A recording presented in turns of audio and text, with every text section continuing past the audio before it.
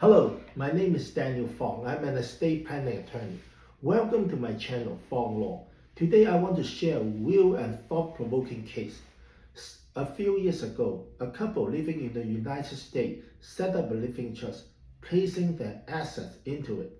Their goal was to simplify the transfer of assets upon death and avoid inheritance disputes. Not long after, the husband went alone to China for vacation. Unexpectedly, the COVID-19 pandemic broke out and he was stranded there. During the time period, the man in his 60s met a woman 30 years younger. They developed a relationship and had a son together. Shortly after the son was born, the man passed away in China and never reunited with his wife in the United States. Before his death, however, he had a DNA test confirming that the son was indeed his biological child. The man transferred the local asset in China to the child's mother. Shortly afterward, the man's American wife received a letter from a lawyer. The lawyer came from a California attorney hired by the Chinese woman. It stated that although the son was born out of wedlock, he still had inheritance right to inherit his father's asset in the United States. Suddenly, what the couple had thought was a well-planned estate arrangement fell into an unexpected cross-border inheritance dispute. This case highlights several key legal principles. First, inheritance right of children born out of wedlock in California. According to the California Probate Code, as long as a parent-child relationship can be established, such as through DNA testing, a child born out of wedlock has the same inheritance right from the biological father as a child born within marriage. Even if such a child is not named in the will or trust, he or she still has statutory inheritance right granted under California law.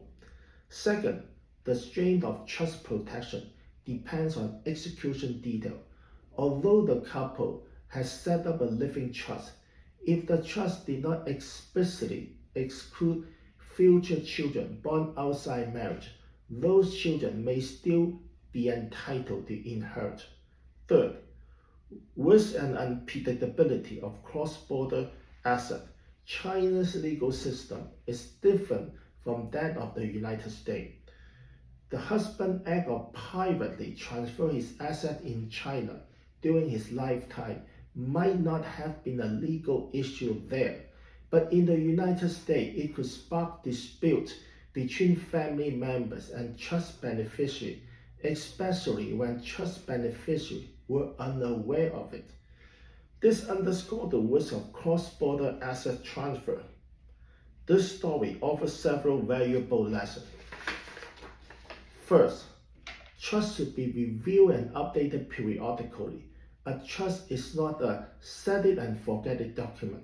It must be adjusted as life circumstances change, such as divorce, remarriage, and children born overseas. Second, trust should clearly identify or exclude potential heirs. If you intend to exclude certain people, such as future children born outside marriage, or include possible future children, the trust must explicitly say so. Otherwise, even with a trust in place, loopholes may allow others to assert inheritance rights. Third, cross-border asset requires comprehensive planning. If you own overseas assets, you should work with attorneys familiar with local law in those jurisdictions and coordinate with United States estate planning to ensure a complete structure. This prevents legal gray zone between two countries.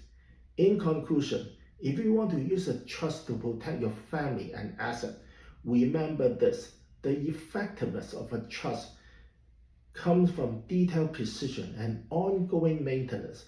That's why we recommend clients regularly consult with estate planning attorneys to ensure that trust documents are updated as life changes.